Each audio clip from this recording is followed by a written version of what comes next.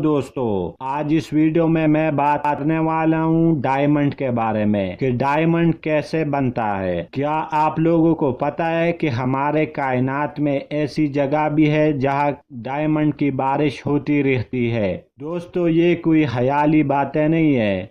साइंसदान ख्याली बातों पे यकीन नहीं करते क्योंकि वो सबूत मांगते हैं। तो दोस्तों, हमारे निज़ाम शमसी के आखिरी प्लेनेट नेपच्यून पर हीरो की बारिश होती है और ये सच है। तो जी हाँ, मैं हूँ शाहनवाज और आप देख रहे टेक्निकल थिंग्स चैनल। हमारा चैनल सब्सक्राइब कीजिए और बेल के आइकन पे क्लिक कीजिए ताकि आप हमारे नए वीडियो से बाखबर रहे। दोस्तों, अक्सर व बेशतर औकात इश्क या किस्से कहानियों में महबूब अपने आशिक से ये फरमाइश करते नजर आते हैं कि मेरे लिए चांद तोड़ कर ले आओ या सितारे तोड़ कर ले आओ। तो क्या आपने इस बात पर गौर किया है कि महबूब हमेशा ऐसी चीज ही क्यों इम्तिहान इश्क के लिए रखता है? इसके अलावा अगर दूसरे जानिब देखा जाए तो शोहर अपनी बीवी को सोने की बालियां या हीरे की अंगूठी ही क्यों तोहफे में देता नजर आता है? कोई तो वजह होगी। दर हकीकत सोना और डायमंड कीमती जवाहर है, इसलिए कीमती चीज़ मोहब्बत के इजहार के लिए दी जाती है। इसके अलावा भी बहुत सी वजूहात है।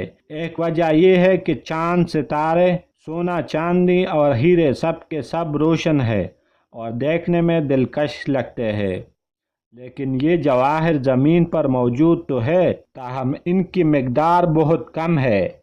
इसके साथ साथ चांद और सितारे हमारे पहुंच में ही नहीं, तो क्या हमें हीरे इतनी कम तादाद में ही मिलेंगे? और क्या हम में से अक्सर लोग इससे महरूम रह जाएंगे? तो जी नहीं, हमारे निज़ाम शमसी में ऐसी जगह भी है जहाँ हर वक्त हीरो की बरसात होती रहती है।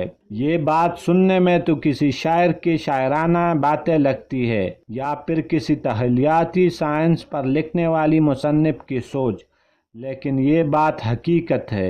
हमारी निज़ाम शमसी के आखिरी सियारे नेपच्यून पर हीरो की बारिश होती है। ये बात 1980 से पहले साइंसदानों को मालूम न थी, लेकिन 1980 की दहाई में जब वायेजर 2 यूरेनस और नेपच्यून के पास से गुजरी और पहली मर्तबा साइंसदानों को इन सियारों का करीबी मंजर देखा, तो ये लोग खुद भी हक्का बहका रह गए।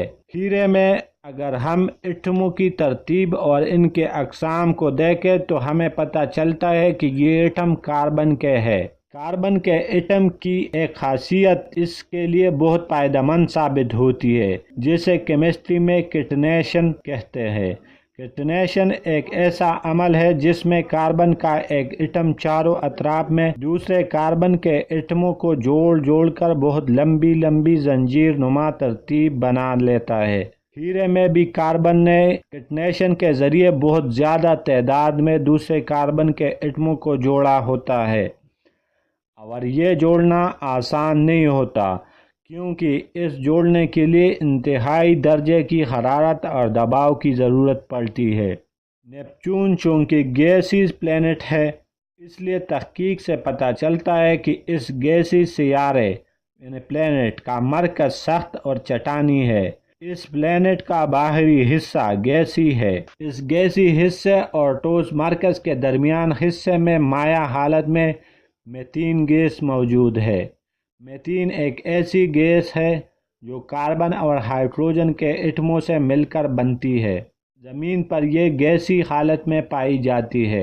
इस गैस को हम अपने बावर्ची खानों में भी इस्तेमाल करते हैं। साइंसदानों के तहकीक से ये साबित की है कि नेपच्यून के इस माया मीथेन वाले हिस्से में बहुत ज़्यादा दर्जा हरारत होता है और इसके साथ साथ दबाव की शिद्दत बहुत ज़्यादा होती है, जिसकी वजह से मीथेन में मौजूद कार्बन के एटम अलहदा हो जाते हैं और फिर दबाव में आकर यही एटम यकजा होने लगते हैं। इससे कार्बन के एटमों के दरमियान किटनेशन का अमल शुरू हो जाता है और छोटे छोटे तकरीबन 1 सेंटीमीटर के साइज़ के हीरे वजूद में आते हैं, जो अपने वज़न के बायस सियारे के मरकज़ की तरफ गिरने लगते हैं। तो यूँ मालूम होता है जैसे हीरो की बारिश हो रही हो।